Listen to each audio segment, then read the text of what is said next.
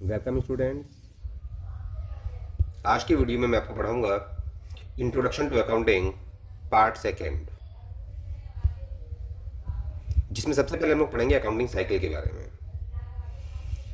Accounting cycle के अंतर्गत सबसे पहले हमें ट्रांजैक्शंस को पहचानना है। ट्रांजैक्शंस फाइनेंशियल नेचर के होने चाहिए। फिर हम लोग ट्रांजैक्शंस को रिकॉर्ड करते हैं। रिकॉर्ड केवल वही ट्रांजैक्शंस किए जाएंगे जिनका हमारे पास वाउचर होगा।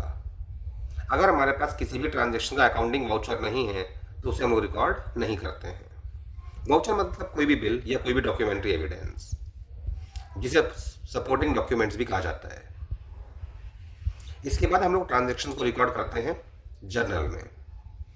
जर्नल में ट्रांजैक्शन को रिकॉर्ड करने के लिए या तो हम लोग तैयार करते हैं जर्नल प्रॉपर, या फिर उनको रिकॉर्ड किया जाता है सब्सिडरी बुक्स में। सब्सिडरी बुक्स में हमारे पास अवेलेबल होती है cash book, purchases book, purchases return book, sales book, sales return book, bills receivable book या फिर बिल्स पेबल बुक। फिर ये सभी ट्रांजैक्शंस को पोस्ट किया जाएगा लेजर में, यानी कि हर चीज़ का एक अलग अकाउंट बनाया जाता है। इसके बाद हम लोग लेजर के बैलेंसेस को ट्रांसफर करते हैं ट्रायल बैलेंस में।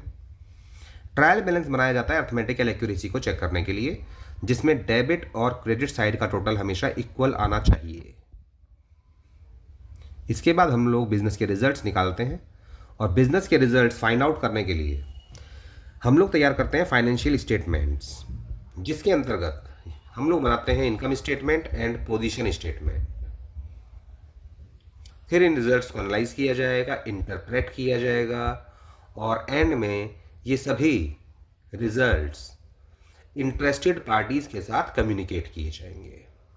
जितने भी हमारे अकाउंटिंग के यूजर्स हैं, जिनको स्टेक होल्डर्स भी कहा जाता है, जिनका किसी ना किसी प्रकार से हमारे बिजनेस में हित छुपा हुआ है, उनके साथ ही सभी इंफॉर्मेशन हमें शेयर करनी पड़ती है।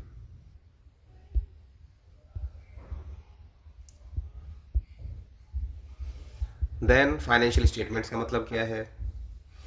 फाइनेंशियल स्टेटमेंट्स हम लोग बनाते हैं बिजनेस के रिजल्ट्स को फाइंड आउट करने के लिए, जिसके अंतर्गत या तो हम लोग तैयार करते हैं इनकम स्टेटमेंट, या फिर हम लोग तैयार करते हैं साथ में इसके पोजीशन स्टेटमेंट। इनकम स्टेटमेंट में हम लोग दिखाते हैं कि हमारे बिजनेस की इनकम कितनी है, जिसके लिए हम लोग बनाएंगे ट्रेडिंग अकाउंट और साथ में profit and loss account.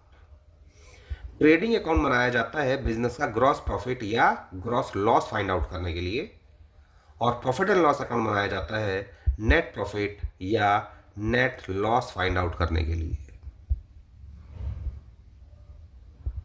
Position statement में हम लोग तैयार करते हैं बैलेंस शीट। बैलेंस शीट इसलिए बनाई जाती है ताकि हमें पता चल सके कि हमारे बिजनेस में कितने एसेट्स हैं, कितनी लायबिलिटीज़ हैं और कैपिटल कितनी है, जिसके बारे में नेक्स्ट स्लाइड में मैं आपको दिखा रहा हूँ कि एसेट्स का मतलब क्या है, लायबिलिटीज़ का मतलब क्या है और कैपिटल का मतलब क्या है। एग्जाम्पल ऑफ एसेट्स, ये सभी बिजनेस के एसेट्स हैं।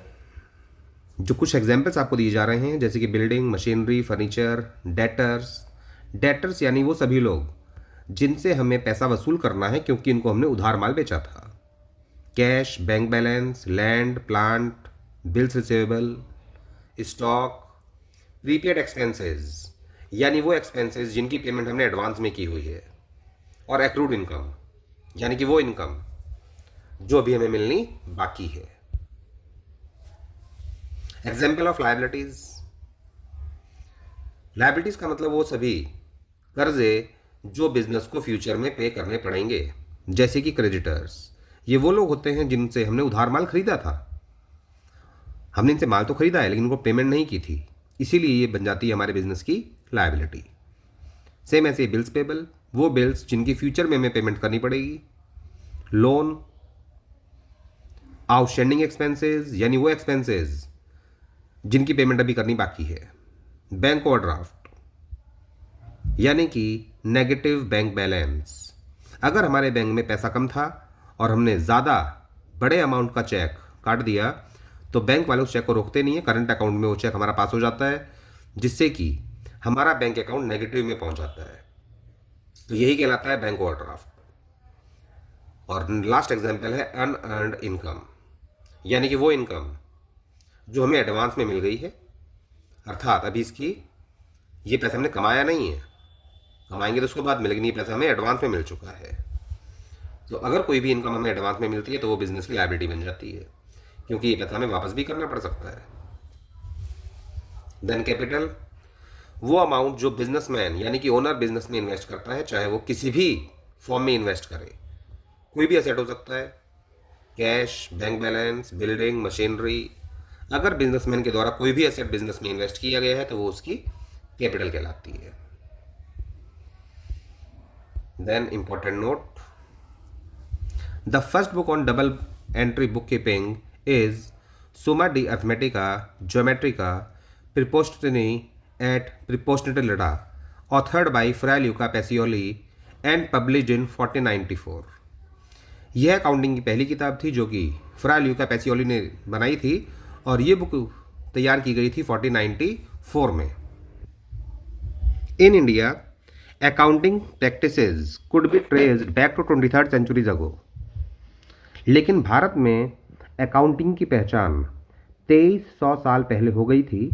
वैन कौटिल्य, जिसे चाणक्य भी कहा जाता था, जो कि चंद्रगुप्त का एक मंत्री था, और इसने किताब लिखी थी अर्थशास्त्र, जिसमें चाणक्य ने बताया था कि अकाउंटिंग को किस प्रकार से रिकॉर्ड किया जाता है, अकाउंटिंग को किस प्रकार से मेंटेन किया जाता है। दैट्स ऑल स्टूडेंट्स, बाकी आपको नेक्स्ट वीडियोज़ में पढ़ाया जाएगा। तब तक वीडियो को लगातार देखिए, समझिए, लाइक कीजिए, कमेंट कीजिए, सब्सक्राइब कीजिए। Thank you students.